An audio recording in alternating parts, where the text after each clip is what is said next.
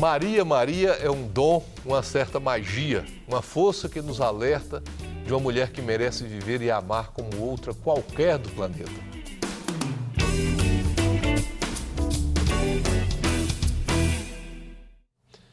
Em 1978, Milton Nascimento e Fernando Brant escreveram a música Maria, Maria, relatando a dor e a força da mulher brasileira, sendo um instrumento de despertar de muitas pessoas sobre este tema. Entretanto, em pleno 2021, ainda vivemos dias de violência contra a mulher, crianças, idosos. E o que podemos fazer para lutar contra essa dor que desumaniza homens e mulheres?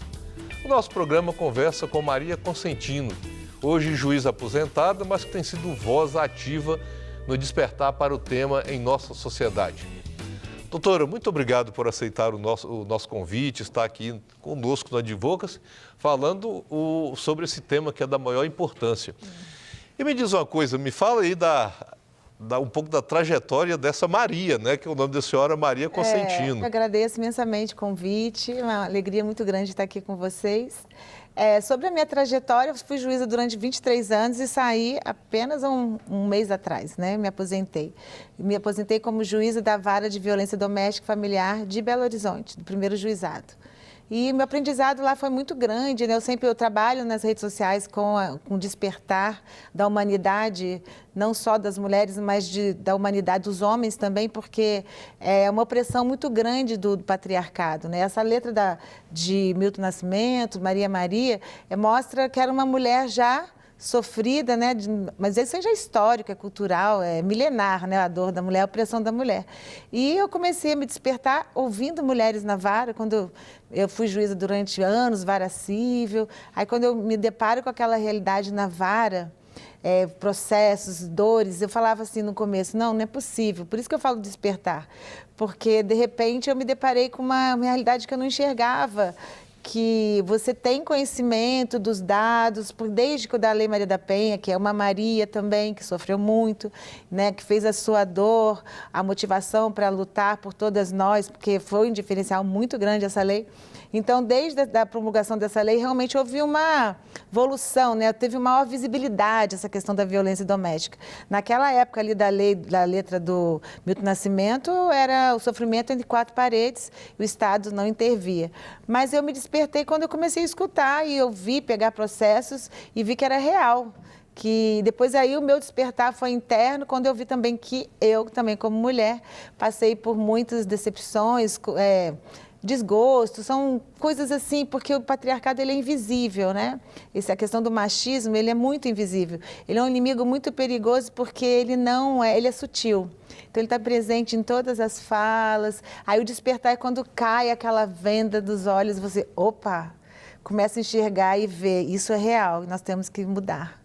E como que a senhora, na vara do juizado, né, de violência contra a mulher, o que mexeu com a senhora especificamente, que a senhora fala que eu vi tanta coisa que a gente não imagina e às vezes acha até que é um caso ou outro, então que é história de filme, né? De enredo de filme, né? Agora, doutor, você falou uma coisa mais assim, impressionante, que não é um caso ou outro, são muitas mulheres. Sim.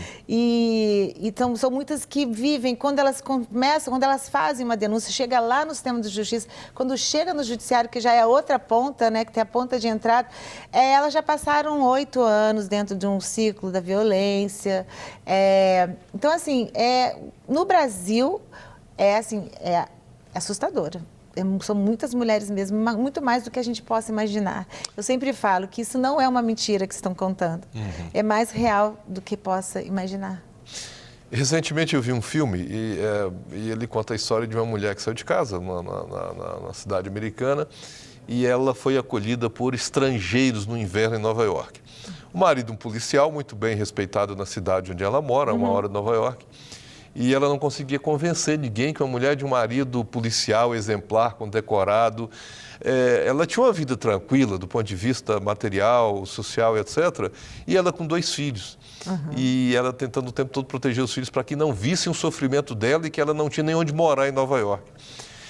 Tem isso, assim, isso chega lá, por exemplo, todo mundo olha para a mulher e ela não tem, e ela está sofrendo muita violência. Olha, primeiro ponto, né, que a violência doméstica ela é democrática. Que é quase inacreditável, né? Assim, você olha, não acredita. É democrática, então ela acontece em todas as classes sociais. Sim. E outro ponto, ela é um mal mundial, né? Tem dados da ONU, relatório recente, que mulheres morrem, 58% das mulheres que morrem no mundo morrem dentro de um relacionamento. Então, assim, não é um problema, apesar do Brasil ter altos índices, o 5º lugar, mas, assim, Inglaterra, Estados Unidos, todos os lugares, mulheres, a violência doméstica é o pior crime que existe, por causa dessa questão da naturalização.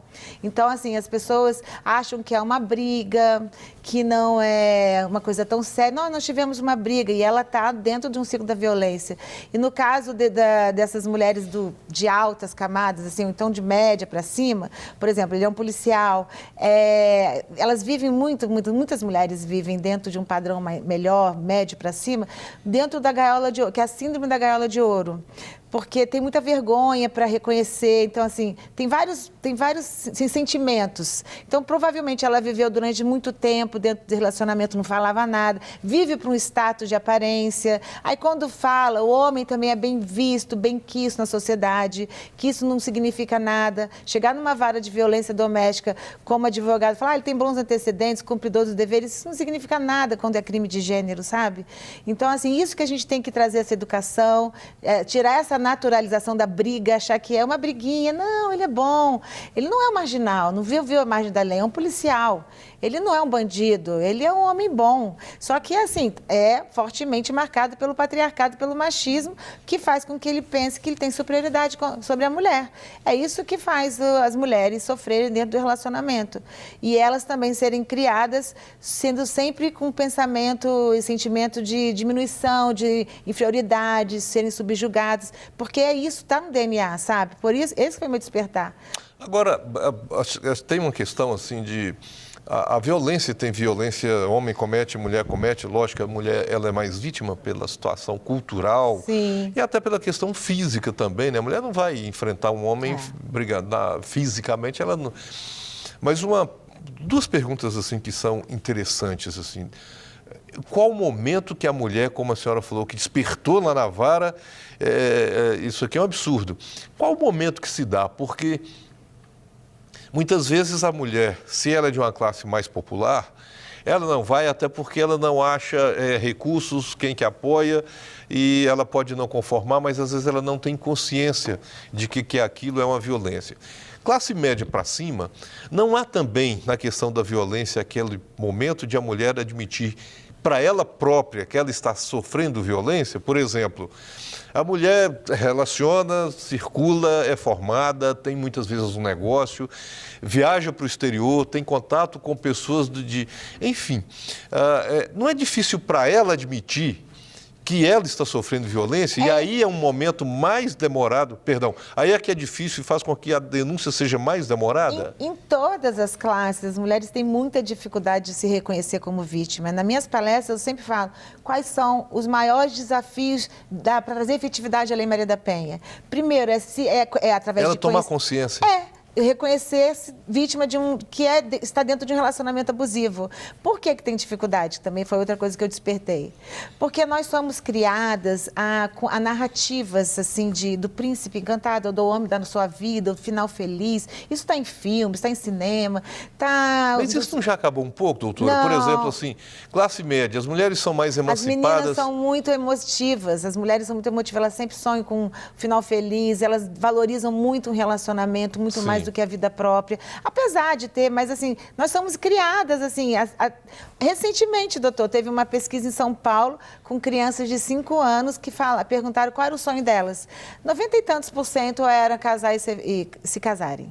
Então, assim, nós somos criadas, apesar da minha idade, da minha época ser muito mais, mas hoje eu ainda vejo, minha filha é zero isso, ela não recebe essa educação. É aí que nós temos que mudar, né? A gente vai mudar a violência, essa questão, na educação, a forma que nós vamos educar nossas filhas e filhos. Mas os exemplos também, né? Que são a violência intergeracional, que é aquela que você cresce dentro de casa, presenciando o pai sendo pode ser que não pratique uma violência física, mas sempre abusivo, agressivo, xingamentos. Então, a menina cresce acha tudo muito naturalizado. Então, ela acha que um relacionamento é ser subjugada, viver, submeter.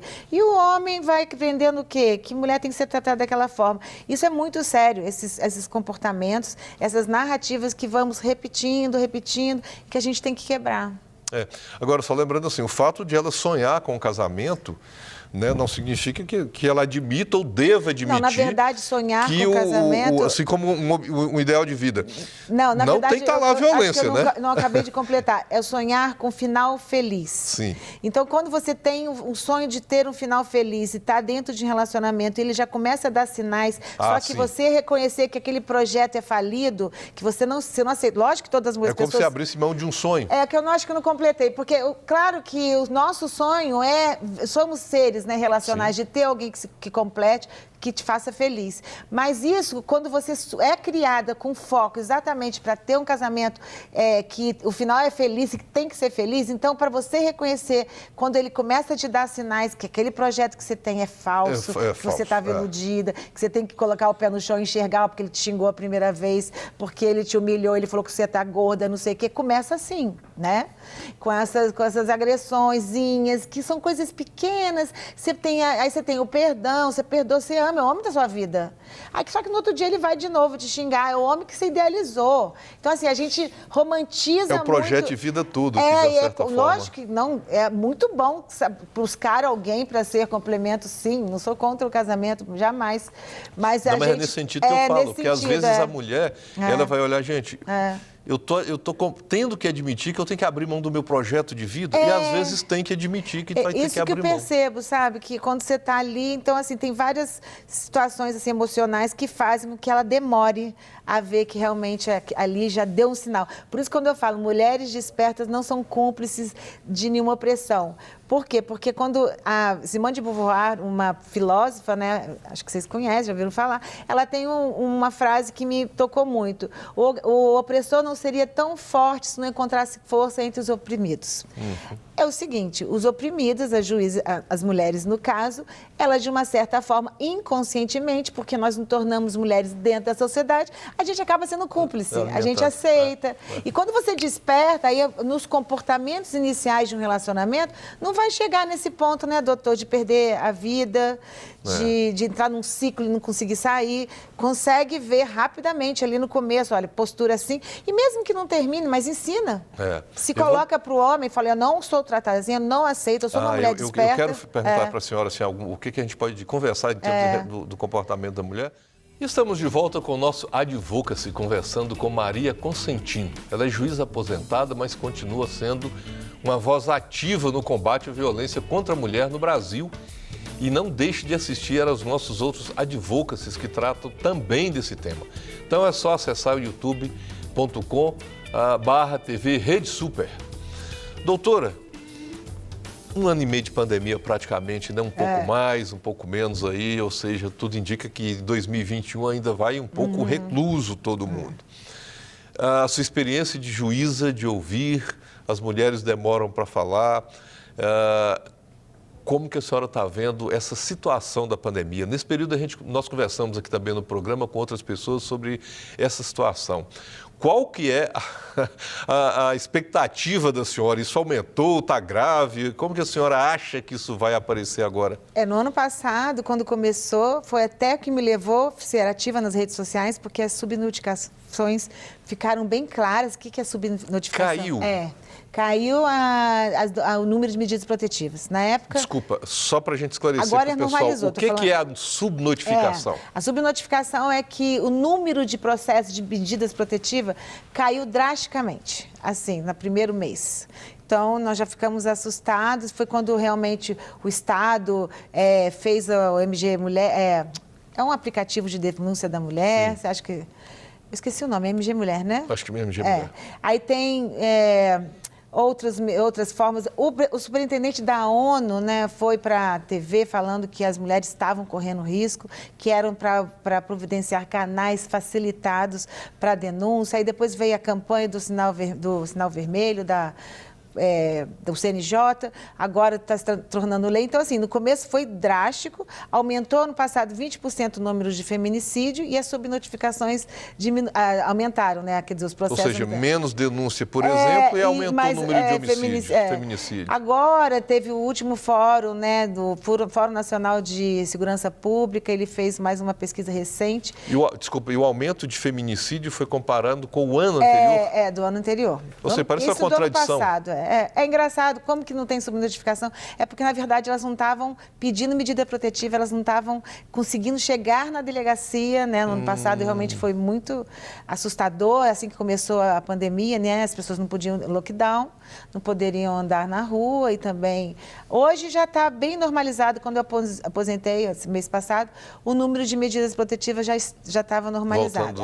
Só que aumentou, foi o número de mulheres que sofrem violência, nesse último fórum, está na internet, 1 em cada 4 mulheres sofreu algum tipo de agressão na pandemia. Então, a gente observa, no Brasil, então, a gente observa que está muito próximo da gente, né? Então, uma menina, a partir de 16 anos para cima, 1 em cada 4 sofreu violência. Pelas notificações? Não, pelas denúncias feitas pelos 180 e pelos pedidos de medida. Canais de denúncia. Então, essa média. Mas esse número é muito alto. Então eu falei, meu Deus, então realmente está mais próxima a violência agora de todos nós do que antes. Porque 1 em cada 4 mulheres. São números muito altos, né? Porque 1 em cada 4 mulheres no Brasil, milhões. Isso foi do mês passado, saiu. E de qual período que é? Foi desse período da pandemia. Da pandemia? Todinho, desde quando começou a pandemia. Tem na internet, Fórum Nacional de Segurança Pública, então tem esse... E tem outros dados bem interessantes lá. Então a situação não está boa. Realmente os gatilhos, né, da violência, que são uso de bebida alcoólica, desemprego, ansiedade, depressão, isso tudo está ali. E muito tempo em casa e a mulher sem também condições de sair para fazer alguma denúncia, né? Sobrecarregada com filhos também estudando em casa. Então, os homens que não são bons, né? Porque tem muito homem bom, né, que ajudando a mulher, mas esses que não são conscientes, que não ajudam as mulheres, sobrecarregam demais as mulheres. Esse é um problema realmente social nosso que temos que enfrentar. E nesse período e nessa análise, também a partir desses números, o que mais se vê? Tem a violência psicológica, a humilhação e etc. Elas superem muito a violência física? Eu tenho por mim que grande parte dos relacionamentos que eu conheço existe ali uma violência psicológica, que é o controle, manipulação. E eu acho que a mulher permite, né? Que nós estávamos falando no outro bloco, sobre a questão de você se despertar e cortar logo alguns comportamentos, porque depois vai crescendo ali, então ela se torna uma vítima. O que é violência psicológica? Muita manipulação, excesso de ciúmes, controle, isolamento da família, xingamentos. Então, assim, aí mistura com a violência patrimonial às vezes, muitas vezes não tem nem a violência física, fica só na violência. Só não, porque a violência pior que existe, né? Que essa é a violência da alma.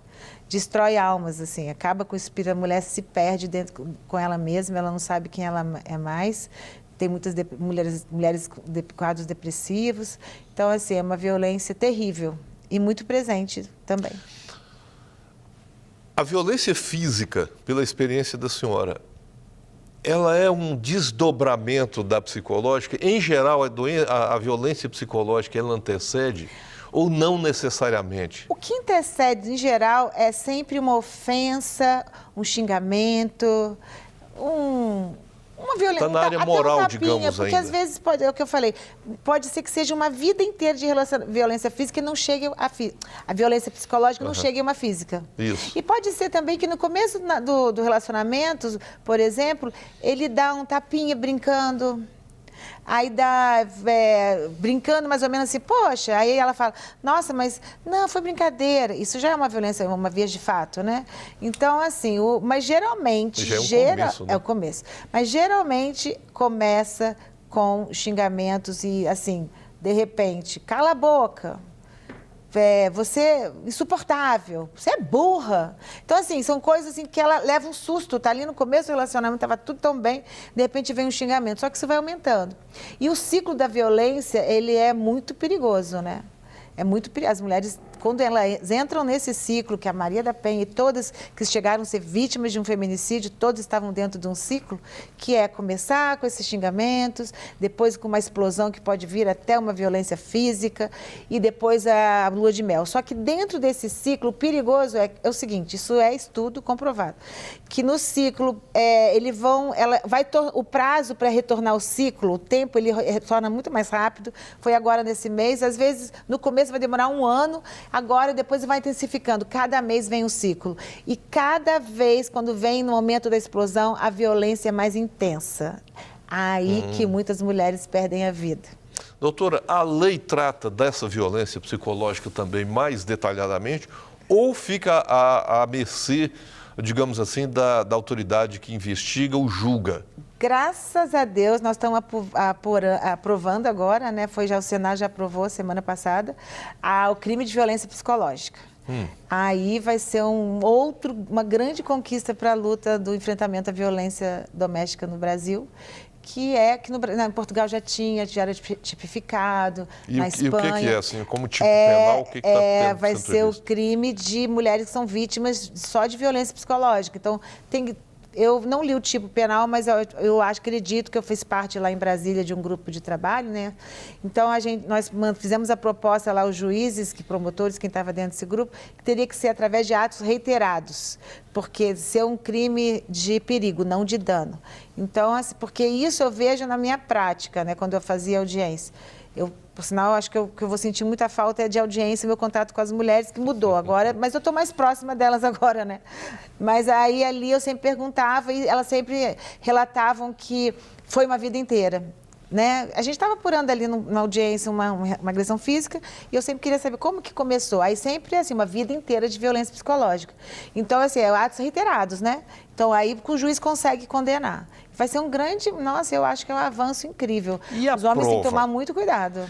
E a prova, que é uma questão complicada em matéria de família? Aí que eu falei, sendo crime de perigo, não precisa de um laudo, né, psicológico, psiquiatra, dizendo que ela está em depressão, porque não vai precisar não é um crime de dano, não precisa do resultado. Através de atos reiterados. Então, você testemunhas, são os prints de conversas, as ofensas na internet, que tem várias, que é o crime, a violência moral, injúria, difamação, difama a mulher, pessoas, testemunhas, então tem muitas provas. Vizinho que ouve. Xingamentos, então, tem muitos vizinhos. Por isso tem até aquela lei, né, do condomínio. Sim. Porque as brigas, quem são as testemunhas de violência doméstica, geralmente são dos vizinhos, no condomínio, naquele bairro. Porque é dentro de casa, né? É muito complicado, assim. Tanto isso é complicado para, digamos, vara de família, quando se quer pleiteia um divórcio, alguma coisa. E hoje não é tanto, porque se alguém chega lá e fala, eu quero separar, acabou. O juiz não tem mais como impedir. Lógico. A história do não te dou divórcio não existe mais no direito brasileiro, né? Então, a pessoa chega lá e fala, mas era sempre um problema, que também aplica-se à área da infância e da juventude, né? Assim, a violência contra a criança dentro de casa é sempre um problema, uma dificuldade para se provar. Nossa. Não só o ato, né? Mas também o autor. Que é uma violência doméstica também, né? Que é a violência doméstica, sem Tanto dúvida. é que a lei da Espanha, da Chile, inclui na violência doméstica, na lei, as crianças. Mas, assim, o que é importante é conscientizar a população, a comunidade, a sociedade, de que isso não é uma briga de marido e mulher, que é uma questão hoje de interesse público, é uma questão de ação pública, né? De segurança, né? social, é contra a sociedade. A contra gente a sociedade. tem que conscientizar e tem que ligar sim, o vizinho tem que ligar, tem que chamar. E outra coisa, é difícil, ela vai chegar, depois vai falar que não é nada, grava. Todo mundo tem celular, né? Doutora, mesmo que ela fale que não foi nada, é melhor chamar a polícia, porque isso já é um ato que pode ser que ajude a coibir. Pode até salvar a vida dela. Pode salvar a vida. E também coibir para o futuro. E um ponto interessante aqui que a senhora falou, mas nós estamos chegando aqui no finalzinho, mas eu vou deixar dois deveres de casa para o terceiro bloco. Um é falar sobre a imprensa, se essa divulgação é importante, e o outro que a senhora falou foi diminuíram as notificações, ou seja, os pedidos de medidas protetivas caíram, mas aumentou o feminicídio. Então, a Lei Maria da Penha não resolve nada. Olha, resolve sim, nós vamos voltar nesse assunto aqui no próximo bloco. Eu vou pedir à senhora mais uma vez um minutinho aqui para a gente fazer um rápido intervalo. E se você quiser nos acompanhar aí pelas redes sociais, mandar contribuição, fazer pergunta desse tema e de outros programas, acesse lá o @Programa Advocacy e nós já voltamos. Ela foi juíza do Juizado de Violência Doméstica contra a Mulher, né, doutora? Aposentou recentemente e está aí numa grande campanha, um projeto enorme aí de falar sobre esse assunto da violência contra a mulher. Eu vou pedir à senhora para a gente ver um vídeo e na sequência a gente comenta sobre ele. Quer dizer, você fica calada, você não pode dizer nada, eu que decido tudo. Cala a boca! Isso não existe. Não, nunca ouvi você. Nunca. Fala assim, meu filho, eu não tô acostumada Não, com você nunca falando falei alto. isso. Mas eu quis falar para esse pessoal entender. Eu sei. Isso é absurdo. Nunca, aqui em casa não tem levantar a voz Nunca. assim. Nem Graças entre a nós, Deus. nem com os Não. nossos filhos, não, não. E assim... Isso é errado, isso é pecado. Ao Isso é mesmo pecado. tempo, Gritaria é pecado. a Bíblia fala, né? Sujeitai-vos uns aos outros no temor do Senhor. Doutora, ali até viu que foi um vídeo, não é real, né? É um casal conhecido, e eles fizeram esse vídeo e a mulher assustou mesmo assim. Qual o momento que a mulher pode falar, está começando? Porque ela estava ali comentando, daqui a pouco o marido falou mais forte, ela levou um susto. Qual o momento que a mulher tem que falar assim, startou, começou aqui? Na primeira voz alta, primeira ofensa, primeiro xingamento. O primeiro, cala a boca. Primeiro cala a boca, idiota, burra, gorda. São geralmente assim essas ofensas, né? Eu te falei, você não entende nada. Assim, começar e falando alto, né, com voz alta, tom de voz alta, presta atenção. Porque de todas que chegaram na minha vara, e que eu perguntava para elas como que começou, elas estavam ali apurando, a gente estava ali apurando uma violência física e ela já era vítima de várias violências. No começo era só xingamentos. E os xingamentos um dia, depois o outro, e depois vai intensificando, tá? Então, assim, a mulher que tem que colocar ali um limite. Nós temos que educar os homens também desse patriarcado. As mulheres e os homens têm que ser educados, né? Nós fomos treinadas dentro desse sistema patriarcal, né? Que oprime mulheres, que a gente tudo muito naturalizado, e só que temos que despertar. E quem vai, por exemplo, os homens, eles também são oprimidos pelo patriarcado. No Brasil, a cada 10 suicídios, 7 são praticados por homens, porque são várias narrativas, vários estereótipos que recaem sobre ele. O homem ele. cobra do que é cobrado dele. Ser macho, seu fortão, o homem não chora, então isso vai dando uma opressão. O provedor, muda, né? Obrigado a sustentar o peso de todo nas costas. Então, isso vai trazendo essa opressão para o homem também. Então, eu acho que nós temos que nos desconstruir tudo que se está, essas narrativas, esses estereótipos que estão aqui impregnados no nosso inconsciente coletivo, que eu sempre falo. E a mulher, quando ele como eu sempre falo, né, o mimado do patriarcado, porque, de uma certa forma, é o que tem mais... um pouquinho mais de vantagens dentro desse sistema, né, que é o homem. Não é mar de rosas, mas são mais beneficiados. Então, se tornam muitas vezes mimados pela forma que a mãe cria em casa. A vida da mulher, doutor, isso são pesquisas no mundo inteiro. São muito mais obstáculos a mulher para conseguir uma... Sim. Então, as mulheres têm muito mais obstáculos. Isso já está certo. E tem muito mais também, eu acho que tem muito mais também obrigações, que às vezes tem em casa que tem que trabalhar o filho, uma série de coisas. Isso não é papo de mimimi, de feminista, não. Realmente tem muito mais obstáculo, é uma vida mais difícil. E os homens têm uma vida um pouco mais fácil com relação a essa questão de gênero. Então, eles se tornam mimados. Então, assim, se xingou, tem que se impor. Só que eu acho que isso não significa brigar, ter uma postura agressiva com o homem. A nossa luta não é contra o homem, é contra um sistema que a gente tem que desconstruir. Então, trazendo amorosidade. Eu acho que mulher se impõe, eu gosto muito daquele livro, né, Os 5 Linguagens do Amor. A linguagem do silêncio, muitas vezes, é muito... Eu quero perguntar para a senhora, nessa linha, por exemplo, nesse vídeo, qual que é a atitude da mulher? Que, por exemplo, se a gente for falar, tem a questão do patriarcado, é uma questão mais conceitual e não está à mão da mulher naquele momento. Mas num vídeo como esse, qual que é a atitude da mulher? Ela denuncia no primeiro ato, ela fala com o marido ali firme. no primeiro xingamento, assim, cala a boca. Qual que é a dica da senhora para a mulher num caso desse? Num caso, ali, por exemplo, ela ainda não praticou nenhuma violência. Agora, a violência psicológica precisa de atos reiterados, vários xingamentos, quando ela vai perdendo a autoestima dela, né, como nós já falamos. Ali ela tem que se impor. Então, é isso que eu falo, né? Mulheres despertam. Como que é isso? Falando firme, dizendo que não gosta, que ela não está ali para ser tratada daquela forma. Marcando que não vai aceitar. Marca o que você quer da sua vida. Mulher desperta é assim, não precisa brigar, não precisa retrucar da altura que ele fez. Se ele não entende, se retira.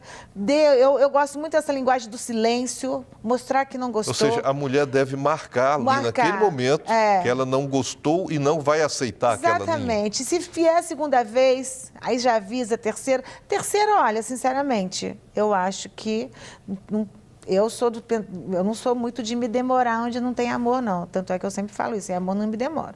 Se ficar me agredindo sempre, como que você vai querer viver num relacionamento assim, né? Numa vida assim, sem amor? Porque o amor próprio é muito importante, né? Por isso que a gente fala tanto de amor próprio. Mulher, porque quando você se ama de verdade, você quer... Se você tem o autocuidado, o autorrespeito, você quer que a pessoa que se relaciona com você dê o mesmo tratamento, né? E qual que seria, por exemplo, na sequência, a mulher deve fazer? Procura um apoio psicológico, orientação jurídica? O que a senhora sugere? Porque, assim, pensando no caso prático de quem está nos vendo agora, e todo mundo conhece um caso de violência contra a mulher, mais próximo ou mais distante, qual que é o conselho da senhora na sua experiência de juíza? Eu falei no começo que sem amor não me demora. Quando você está no início do relacionamento, você consegue sair. Você consegue botar o seu pezinho no chão, olhar com muita clareza. Eu falo com muitas mulheres pelo Instagram, direct, então elas mandam, olha, a senhora me ajudou muito, você me ajudou muito. Eu saí logo de um relacionamento no começo e despertei. Agora, quando já está ali dentro, naquele emaranhado, aquela teia emocional, que é a codependência emocional dentro de um relacionamento abusivo, aí ela tem que buscar ajuda. Não vai fazer assim, hoje eu vou sair, não consegue. Não vai. Não consegue. E é emocional, doutora? É, muito emocional. Muitas vezes não é nem procura uma ajuda psicológica. Terapia. Procura pessoas para conversar, para se abrir, porque existe muita questão da vergonha de reconhecer, porque para a sociedade ela é um casal bem, feliz, e ninguém acredita que ali dentro ela está sofrendo, entre quatro paredes. Então procura pessoas de confiança, acho que é muito bom terapia, muito bom. Autoconhecimento. Começar a se informar o que é violência, tem Instagram, redes sociais, hoje tem muita informação, YouTube, e procura se fortalecer, só através de autoconhecimento. E num dado momento tem que tomar uma medida mesmo de segurança. Aí quando ela se fortalecer, porque quando ela toma uma medida, ela não está fortalecida, depois ela volta. Sim. Ela tem que estar firme. Aí ela, não, eu já descobri que eu sou vítima, que eu não quero mais isso para mim, eu não preciso. E agora a questão da dependência financeira também é muito séria, né? Que elas se deparam, sabe, mas elas não têm força para sair porque tem essa dependência financeira. Se tiver filho, então, mais complicado Nossa, ainda, é muito né? complicado. Precisa de muita ajuda. Advogado poder orientar, olha, a gente vai tentar vamos conseguir uma pensão, ele tem direito a isso. Procure todas as pessoas, profissionais que podem estar ajudando, que sozinha não consegue sair. Nós estamos aqui caminhando para o finalzinho do nosso programa, assim, aí vai ficando coisas para falar, né? Mas, rapidamente, eu queria que nós não deixássemos de falar de uma coisa, que tem a ver com o que a senhora falou no primeiro bloco. Já estamos bem no finalzinho aqui. A senhora falou que houve subnotificação, mas aumentou o feminicídio. Se não há notificação de todos os casos, cai também os pedidos de medida de proteção. Então tem uma correlação, caiu medida protetiva, aumentou o feminicídio, ou seja, a medida, por mais que ouça falar às vezes na televisão, olha, tinha vários boletins de ocorrência, mas ele é eficiente, ele é importante. Olha, doutor, medida protetiva salva vidas. E outra coisa que eu vou dizer, a sociedade tem muita boa vontade com tudo tem muito desprezo com tudo que se refere à mulher. Então há muito desprezo quando se fala em Lei Maria da Penha, porque o patriarcado tem interesse nisso. de desmoralizar e enfraquecer. Então, depois a gente pode falar isso numa outra, nós estamos com tempo curto. A medida protetiva salva a vida, procure Gente, medida olha, protetiva. isso é importante, porque é até o depoimento de uma juíza da vara, né? Tem que acreditar sim, porque tem alguns estados que têm pesquisa, o Distrito Federal, 70% do feminicídio no ano passado eram mulheres que não possuíam medida, é um número elevado. Sim. Então, e as outras também não possuíam, às vezes possui, mas também não dá valor, volta, entendeu? Faz a reconciliação, igual a doutora Lili, a Viviane, a juíza, que estava com uma medida, atendeu o pedido da filha, foi levar as crianças para encontrar com o pai, às vezes releva, entendeu? Então, muitas vezes é nessa situação que acontece o feminicídio. Não, e assim, a mulher deve ser a primeira a primar para que a medida protetiva seja cumprida, né? Ela não deve transigir com isso. Tem que conversar com muitas mulheres que já tiveram, que elas falam que se libertaram, é uma chance de recomeçar, porque quando tem, assim, proibido de ter contato, quando o abusador ele é um narcisista, né, psicopata, você tem que cortar todo tipo de contato, porque toda vez que ele estiver perto dela, ele vai diminuir, ela vai ficar mal. Então tem que cortar e a mulher consegue se refazer. Eu falei aqui que a gente está chegando no finzinho, estamos mesmo, mas e a imprensa ajuda nisso? Muito, campanhas, muito, tem que falar muito. A lei trouxe isso, a Lei Maria da Penha trouxe isso, essa visibilidade, a mídia, a imprensa, traz o quê? Porque sempre aconteceu, né? Aí as pessoas falam, o feminicídio aumentou, as mulheres estão sofrendo. Não, nós temos mais... denunciaram mais, né? Denunciamos mais, tem muito mais visibilidade, se fala mais, as pessoas têm mais consciência e tem que continuar. A gente tem que desconstruir isso. Uma coisa que, assim, que é um comentário que eu faria a imprensa é importante. Agora, deixar de falar apenas das mulheres que sofreram o feminicídio e tinham medidas protetivas, mas às vezes também mudar um pouco isso, né? Olha, tantas mulheres tinham medidas protetivas, mesmo que não fale quem é, mas e conseguiram com isso se libertar dessa situação de violência, porque isso estimula as mulheres a tomarem as medidas. Eu sou muito curiosa e todo caso que eu vejo de feminicídio, a maioria não tinha medida protetiva. A imprensa gosta de falar porque quer desmoralizar a Lei Maria da Penha, mas pode começar a observar quem está nos assistindo. Vai lá ver todas essas notícias que saíram agora. A maioria não tinha. Grande maioria. Quase então, todas. gente, olha, não deixem de fazer as devidas denúncias. É lógico que não pode sair um denuncismo sem fundamentos. A mulher precisa de orientação, procura um advogado, procura a delegacia. A delegacia vai estar preparada, a Defensoria Pública, para saber se tem ou não até chegar no Judiciário, mas precisa de ter as denúncias, né? A lei está aí para ser utilizada, ela é um presente para a mulher. Obrigado, doutora. Espero também que assim, o seu trabalho continue sendo aí presente para tantas mulheres que estão numa situação e às vezes nem sabem, né? Obrigado pela participação da senhora aqui conosco, viu? E concluímos mais este Advocacy. E o que a igreja tem a ver com isso tudo? Porque quando nos calamos somos parte do problema, mas quando falamos e agimos somos parte da solução que traz a paz. O que o mundo e a música chamam de magia, nós chamamos de a paz de Deus. E tudo que o mundo precisa é dessa paz. Quer registrar aqui a sua opinião, seu entendimento sobre esse tema ou sugerir uma pauta? Então comente lá nas nossas redes sociais ou envie a sua mensagem, lembrando que esse e outros programas estão no YouTube da Rede Super. Até lá!